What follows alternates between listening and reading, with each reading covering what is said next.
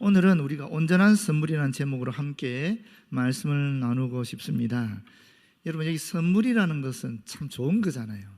선물 받고 기분 나빠하는 사람 별로 못 봤거든요. 선물은 참 좋은 겁니다. 주는 사람이든 받는 사람이든 선물은 주고받을 때 참 기쁘고 즐거운 것 같습니다. 제가 국어사전을 찾아보니까 이 선물에 대해서 이렇게 설명하고 있습니다. 존경, 친근, 애정의 뜻을 나타내기 위하여 주는 것. 동의하십니까, 여러분? 그렇지 않습니까? 그죠? 이 선물은 참 좋은 겁니다. 그런데 오늘 하나님께서 사실 선물을 참 많이 주셨어요. 성경에 보면 여러 군데 기록이 되어 있습니다만은 오늘은 저희가 이 야고보서에서 나오는 이 본문 말씀을 통해서 하나님이 주신 선물이 무엇인지 그것을 좀 확실히 알아차리고 또 그 선물을 마음껏 누리는 저와 여러분 되었으면 참 좋을 것 같아서 이 말씀으로 함께 하고 싶습니다. 야고보서는 예수님의 동생 야고보가 기록을 해서 그 당시 하나님의 백성들에게 흩어져 있는 하나님의 백성들에게 보낸 편지인데 한번 7절 보십시오. 온갖 좋은 은사와 온전한 선물이 다 위로부터 빛들의 아버지께로부터 내려오나니 그는 변함도 없으시고 회전하는 그림자도 없으시니라, 이렇게 말씀하고 있습니다.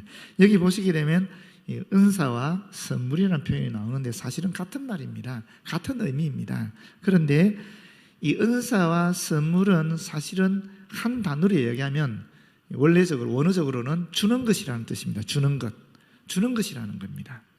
그런데 이 주는 것이 주는 행위에 강조점을 두게 되면은 은사가 되고, 이 주어진 것의 결과에 강조점을 두게 되면은 이게 선물이라는 뜻이 됩니다. 그런데 누가 주느냐, 이것을 위로부터, 하나님께로부터라는 말이죠. 그 하나님인데 그 하나님에 대해서 설명할 때에 야고보는 이렇게 설명하고 있습니다. 빛들의 아버지다, 이렇게 설명합니다. 이 빛들의 아버지가 무슨 뜻일까요, 여러분? 빛들의 아버지. 빛은 우리 보통 해나 달이나 별을 얘기하잖아요. 그래서 이 빛들의 아버지라는 것은 해와 달과 별을 창조하신 하나님이라는 뜻입니다. 창조주 아버지, 창조주 하나님이라는 뜻입니다. 그분은 변함도 없으시고 회전하는 그림자도 없으시다, 이렇게 이야기하고 있습니다. 이 회전하는 그림자는 뭐냐면 이 전체의 회전을 통해서, 지구의 자전을 통해서 동쪽에 해가 뜨면 어떻게 됩니까? 그림자가 서쪽으로 아침에는 길게 늘어졌다가 시간이 지나면 지날수록 점점 짧아지고 정오가 되면은 딱 우리 인간 몸에 딱 붙어버리죠. 바로 우리 밑에만 딱 세영이잖아요. 그러다가 또 이게 넘어서게 되면 1시, 2시 되면 다시 또 이쪽 방향으로 그림자가 쭉 늘어지잖아요. 그래서 그림자라는 것은 변화되는 모습을 상징하는 거예요. 반면에 하나님은 변하지 않으신다라는 겁니다.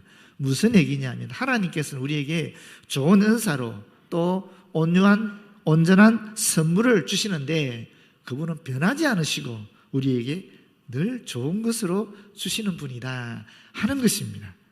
만물은 변하지만, 모든 것은 변하지만 오직 하나님은 변하지 않으시는 분이다. 하나님이 사랑하는 자녀들에게 늘 좋은 것으로 은사와 선물로 주시기를 즐겨하는 분이시다 하는 것을 이야기하고 있는 것입니다. 이런 것을 보게 되면 사실 하나님께서 주시는 모든 것은 다 선물이다라고도 볼 수 있고요. 또 그것은 좋을 뿐만 아니라 온전하다라고도 볼 수 있습니다. 하나님께서 우리에게 주신 것이 굉장히 다양하지 않습니까? 어떤 때는 좋은 것도 주시지만 시련도 주실 때도 있고 어려움도 주실 때도 있는데 하나님이 주신 것이기 때문에 사실 그것 전부가 다 선물이고 은사다 하는 말도 되겠습니다. 그런데 오늘 야고보는 이 온전한 선물에 대해서 본문을 통해 3가지를 얘기하고 있습니다. 오늘 그 3가지를 구체적으로 살펴보겠습니다. 첫 번째는 뭐냐면은 새로운 창조라는 것입니다. 하나님께서 우리를 새롭게 창조하셨다라는 것입니다. 그걸 우리에게 선물로 주셨다라는 거예요. 그것도 좋은 선물로, 온전한 선물로 주셨다라는 것입니다.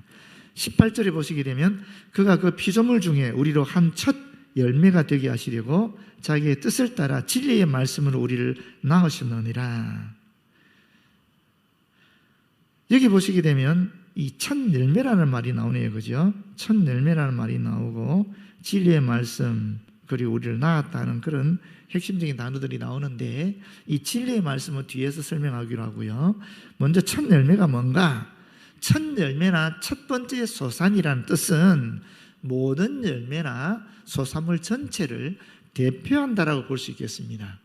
여러분, 첫 번째 우리가 추수하는 것들이 다 어떻게 추수가 되어집니까? 하나님의 은혜로 되어지는 것 아니겠어요? 그래서 첫 열매를 이스라엘 백성들은 하나님께 드렸습니다. 물론 더 구체적인 역사적 사건은 출애굽기에 나오는 내용이죠.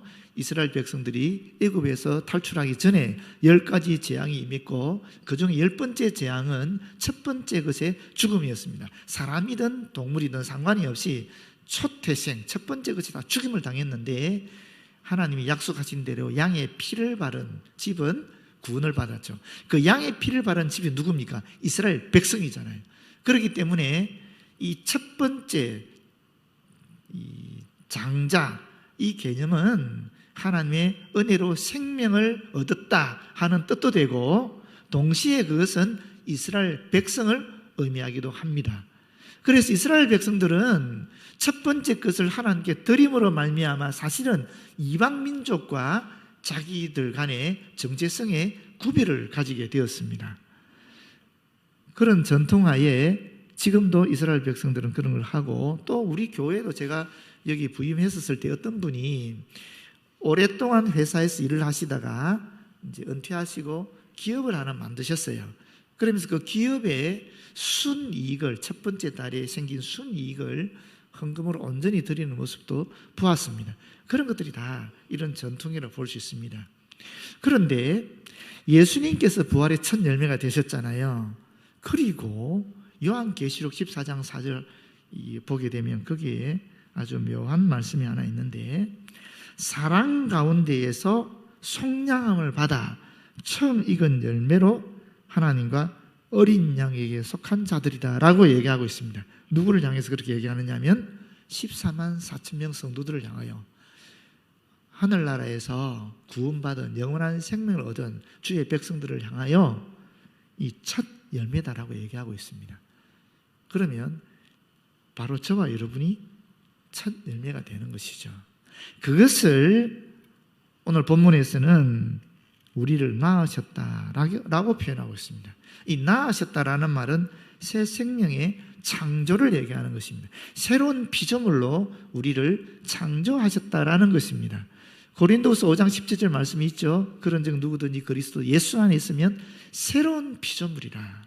새로운 피조물은 그리스도 예수를 통하여 새롭게 창조된 저와 여러분 성도들을 이야기하는 것입니다.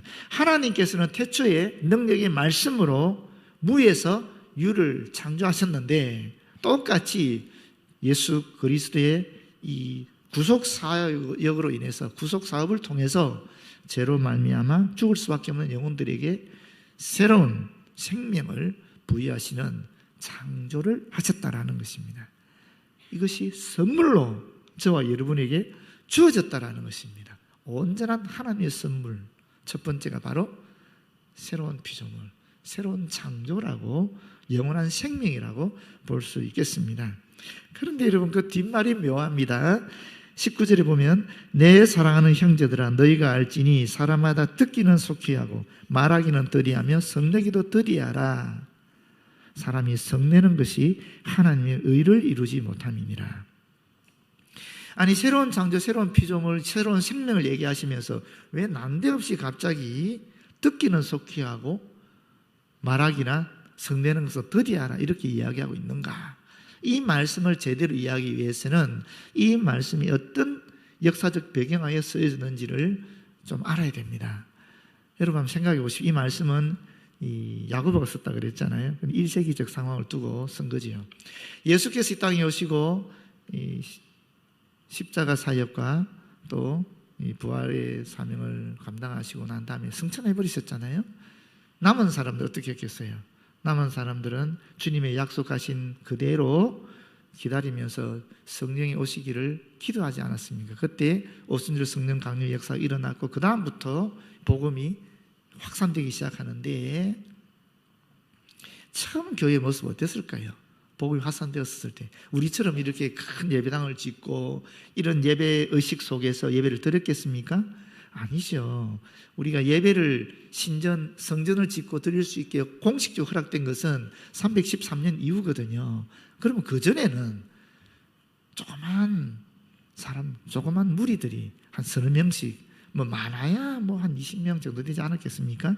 그런 조그만 무리의 사람들이 집집마다 모여서 하나님 말씀을 듣고 나누고 하는 그런 의식의 일종의 그런 상태의 예배를 드렸을 거예요. 그렇지 않겠습니까? 그때는 이 신약 성경이 있었던 거 아니고 찬송가가 있었던 것도 아니니까 그때는 그저 예수께서 어떻게 살아가셨는지, 예수께서 우리에게 어떤 말씀을 전해주셨는지, 또 그 예수의 말씀을 듣고 우리가 이렇게 살려고 애를 쓰다 보니까 어떤 어려움이 처했고 어떤 밖의 상황이 있었는데 그럴 때 하나님 함께 하셔서 어떻게 내가 극복하게 되었고, 또 이 말씀을 읽다 보니까 이런 깨달음이 있어서 함께 나눴으면 좋겠다고 나누고, 이런 하나님의 말씀에 대한 설교라든지 가르침이라든지 토론이라든지 간증 같은 것을 나눴단 말이에요.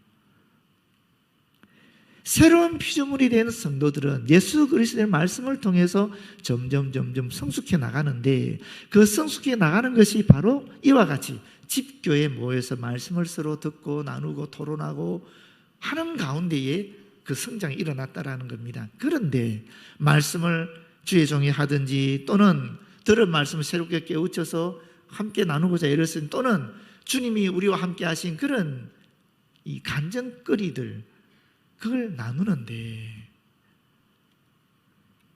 그 무리들 중에 말하기를 좋아하는 분들이 있는 거예요. 말씀을 듣는 것보다 내가 받은 말씀, 그걸 막 전하고 싶은 거예요. 말씀을 지금 하고 있는데, 주님의 말씀을 나누고 있는데 그걸 끊고 자기 말을 하기 시작하는 거예요. 그럼 어떻게 되겠습니까? 게다가 자기 말을 하다 보면은 이게 세밀하게 구분이 되잖아요. 이게 자기 자랑인지 아니면 정말 주의 말씀 함께 나누려고 하는 건지 구분이 되잖아요.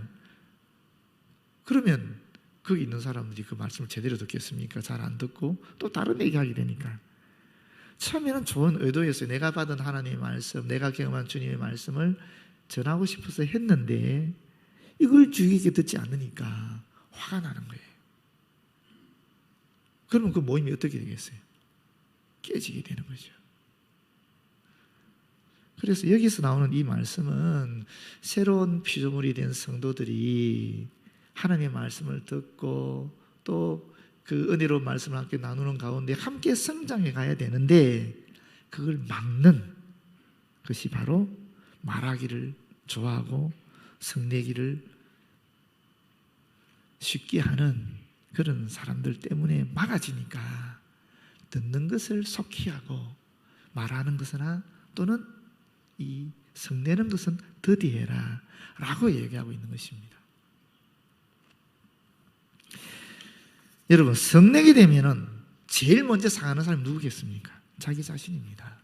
내 마음이 제일 먼저 상하는 거예요. 내 마음이 상하게 되면은, 내 마음이 황폐하게 되면 그 틈을 노리고 누가 들어오겠어요? 사탄이 들어옵니다. 그래서 하나님과의 관계를 어긋나게 만듭니다. 뿐만 아니라 마음이 황폐된 상황에서 하나님의 말씀인 이웃을 사랑하라 하는 것도 실천하지 못하게 되는 거예요. 그러면서 자연스럽게, 죄송하지만 사랑과의 관계도 어긋나 버리게 되는 것입니다. 하나님의 관계가 어긋나고 사랑과의 관계가 어긋나면 어떻게 되겠어요? 그 공동체가 깨지게 되는 것입니다. 그래서 이 야고보가 이렇게 말하고 있는 것입니다. 이 말씀은 예수님도 똑같이 얘기했습니다. 마태복음 5장 22절 기억하십니까? 형제에게 노하는 자마다 심판을 받게 되고, 형제에 대하여 라가라, 욕하는 거지요. 라가라 하는 자는 공회에 잡혀가게 되고, 미련한 놈이라 하는 자는 지옥불에 들어가게 되리라. 어리석다, 무식하다, 무지하다고 라고 하는 사람은 심지어 지옥불에 들어가게 된다. 이렇게까지 심하게 예수님이 하셨습니다. 그래서 우리가 이 새로운 피조물로서 주께서 원하신 것을 이루어 나가기 위해서는 듣는 것은 속히 하고 말하거나 화내는 것은 더디하라. 이렇게 말씀하고 있는 것입니다. 두 번째, 하나님께서, 창조자 하나님께서 우리에게 주신 온전한 선물이 무엇인가? 이 새로운 말씀입니다. 21절에 보게 되면 그러므로 모든 더러운 것과 넘치는 악을 내버리고 너희 영혼을 능히 구원할 바 마음에 심어진 말씀을 온유함으로 받으라. 여기 마음에 심어진 그 말씀, 18절에 나오는 진리의 말씀이고 25절에 나오는 온전한 율법을 의미하는 것입니다. 이 마음에 심어진 그 말씀이 새로운 말씀으로 하나님께서 우리에게 주신 온전한 선물이라는 것입니다. 그런데 이 온전한 선물을 우리가 이 새로운 말씀을 받기 위해서는 필요한 것들이 있어요. 첫 번째가 뭐냐? 우리 마음에 가득 찬 악을, 죄를 비우는 행위입니다. 비우는 것입니다.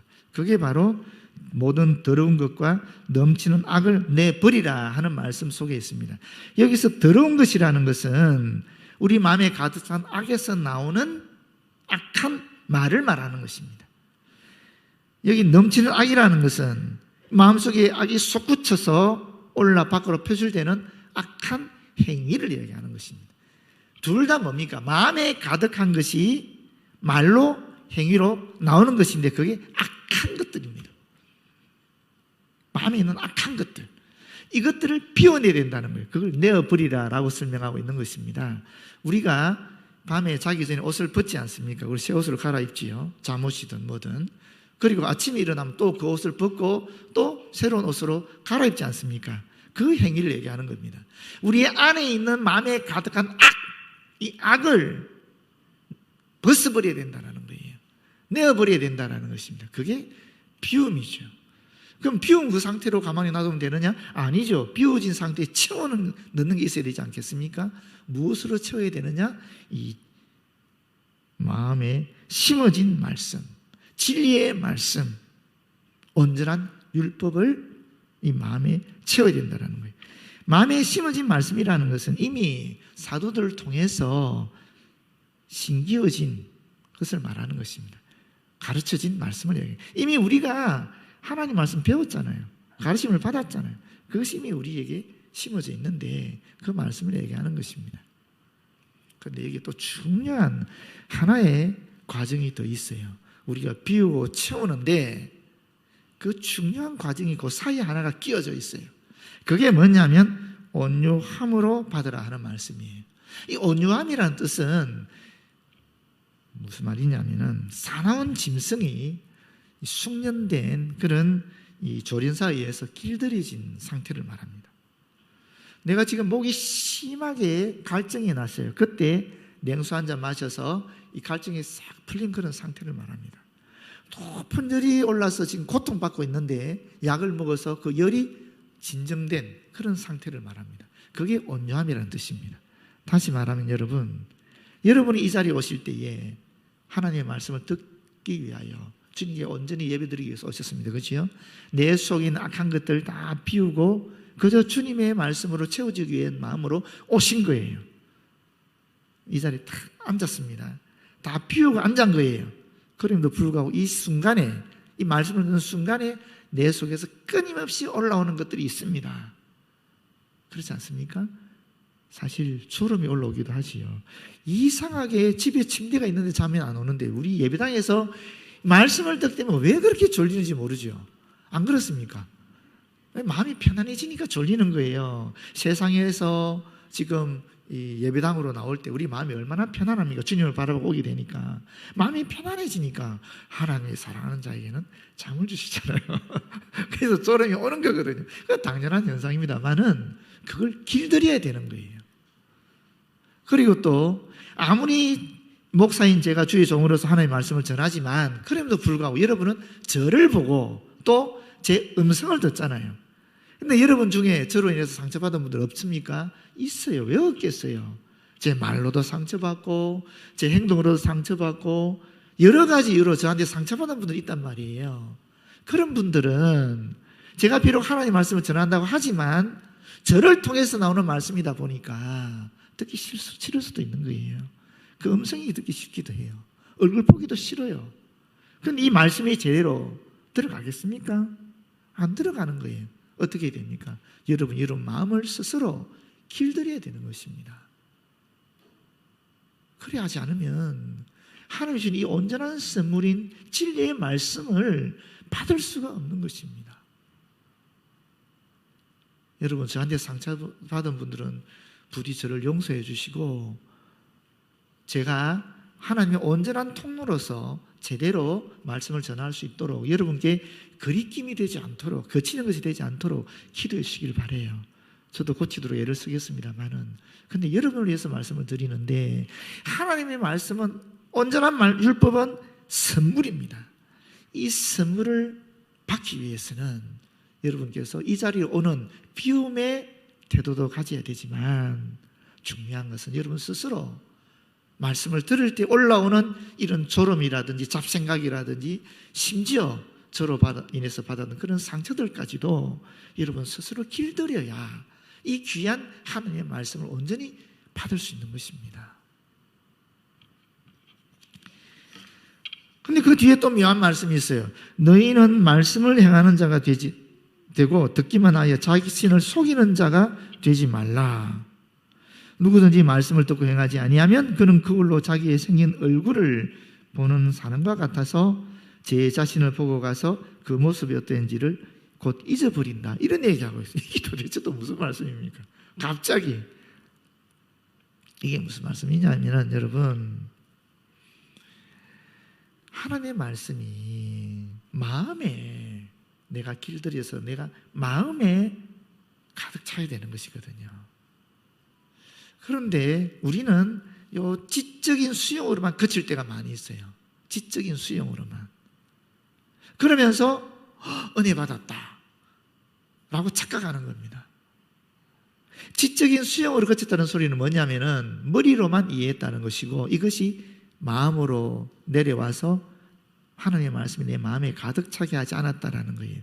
그러면 어떻게 되느냐 하면 이게 실천으로 나타날 수가 없어요. 우리 아까 그랬잖아요. 악이 마음에 가득 차게 되면 악한 말로도 악한 행동으로 나오듯이, 하나님의 말씀이 가득 차게 되면 당연히 어떻게 나옵니까? 하나님을 사랑하는 것으로, 이웃을 사랑하는 것으로 나와야 되는데 왜 안 나오느냐? 우리 마음에 하나님 말씀을 가득 차 있지 않으니까. 첫 번째 이유는. 두 번째 이유는 그 뒤에 나옵니다. 그래서 그렇다라는 거예요. 지적인 수용 상태에서 멈추었는데도 불구하고 꼭 그것이 마음의 깨달음으로 내려와서 가득 차고 내가 실천하는 사람으로 착각하는 겁니다. 자기 합리화를 통해서 그렇게 되어버리게 되면 이 하나님의 진리의 말씀이 내 속에서 실제로 역사하지 않는 겁니다. 하나님의 선물을 온전히 받지 못하는 것이 된다라는 것입니다. 그래서 그 뒤에 보면 25절에 자유롭게 하는 온전한 율법을 들여다보고 있는 자는 듣고 잊어버리는 자가 아니요 실천하는 자니 이 사람은 그 행하는 일에 복을 받으리라. 이렇게 말씀하고 있는 것입니다.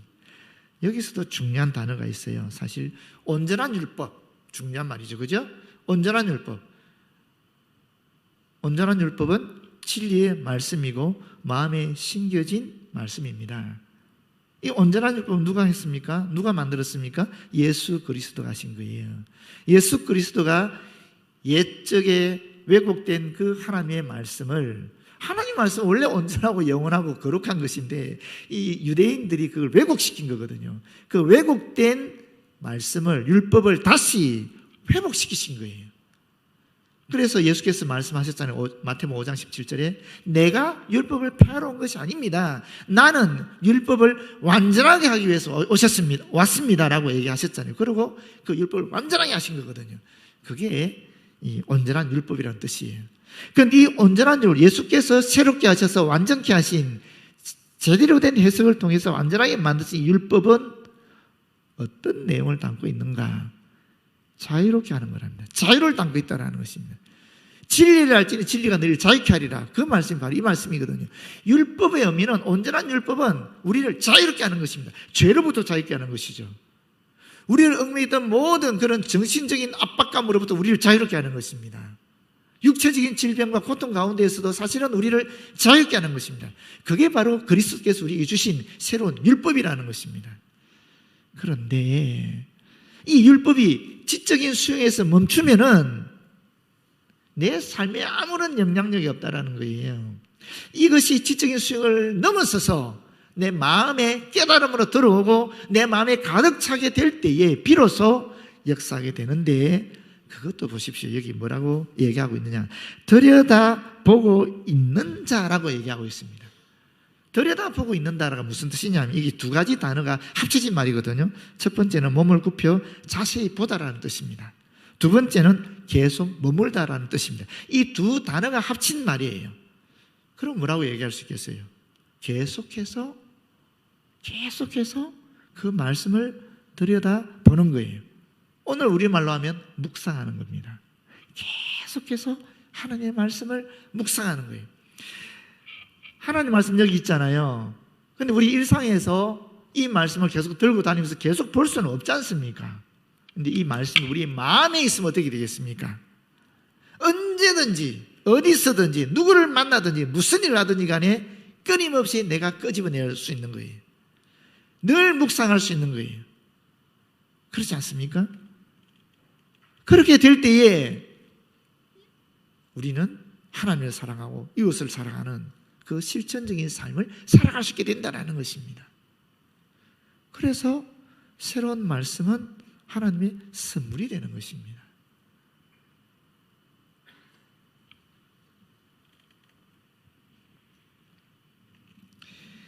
여러분, 하나님의 선물이기 때문에 억지로 할 필요가 없는 거죠. 자연스럽게 이루어지는 것입니다. 저절로 되는 것입니다. 그저 주의 말씀을 내가 마음에 가득 마음결로 하나씩 하나님의 말씀을 새겨넣고 그 말씀을 날마다 어떤 환경이 있든지 간에 계속 끄집어내면서 되뇌이면서 묵상하게 될 때에 하나님의 말씀이, 새로운 말씀이 온전하게 선물이 되어서 그토록 우리가 하고 싶어 했던 하나님을 사랑하고 이웃을 사랑하는 것이 저절로 이루어진다는 것입니다. 마지막 세 번째 온전한 선물이 무엇인가? 새로운 경건이다라고 야고보는 이야기하고 있습니다. 26절 보십시오. 새로운 경건이 있으면 옛적 경건도 있겠지요. 헛된 경건. 누구든지 스스로 경건하다 생각하며 자기 혀를 제갈 물리지 아니하고. 왜 혀가 마음대로 풀립니까? 잘 듣지 않으니까, 경청하지 않으니까 그렇다 그랬잖아요. 자기 마음을 속이면, 자기 마음을 속이는 무엇입니까? 바로 실천하지 않는 거죠. 내 마음에 가득한 하나님의 말씀을 드러내는 것이 실천인데, 내 마음에 가득하지 않은 것을 하나님의 말씀으로 드러내려고 애를 쓰다 보니까 이게 잘못된 것들이 나오는 거죠. 그러면서도 나는 지금 주의 뜻대로 행하고 있다라고 착각하는 거니까 이게 속이는 것이 되는 것입니다. 이 사람의 경건은 헛것이라. 하나님 아버지 앞에서 정결하고 더러움이 없는 경건은 곧 고아와 과부를 그 환난 중에 돌보고 또 자기를 지켜 세속에 물들지 아니하는 그것입니다. 이게 새로운 경건이라는 것입니다. 새로운 경건은 세속에 나를 물들이지 않고 약한 자, 고아와 과부로 대표되는 약한 자들, 도움이 필요한 사람들을 도와주는 것이 진짜 경건이라는 거예요. 하나님 기뻐하시는 경건이라고 얘기하고 있습니다. 여러분, 우리가 구제한다, 봉사한다, 섬긴다 전부 의무잖아요. 억지로도 해야 되는 일이잖아요. 그게 아니라는 거예요. 이건 선물이다라고 얘기하는 겁니다. 선물이라고. 선물은 좋은 거잖아요. 그렇지 않습니까? 새로운 율법인 하나님이 주신 새로운 선물, 새로운 율법, 온전한 선물인 새로운 율법 또한 자유롭게 하는 것이라고 그랬어요. 새로운 경건 또한 뭐라고 얘기하고 있습니까? 하나님의 선물이라고 얘기하고 있습니다. 억지로 하는 게 아니라는 겁니다. 이건 하면 좋은 거라는 것입니다. 저절로 하게 되어 있는 거라는 겁니다. 그렇지 않습니까? 그게 선물이죠.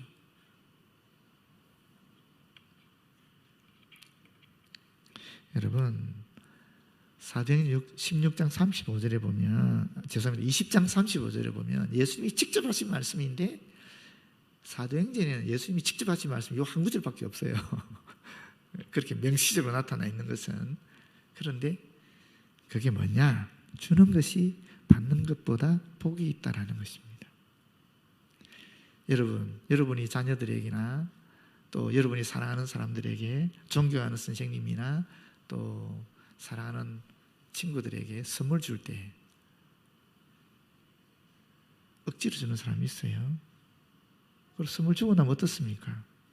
받는 사람보다 훨씬 더 기쁩니다.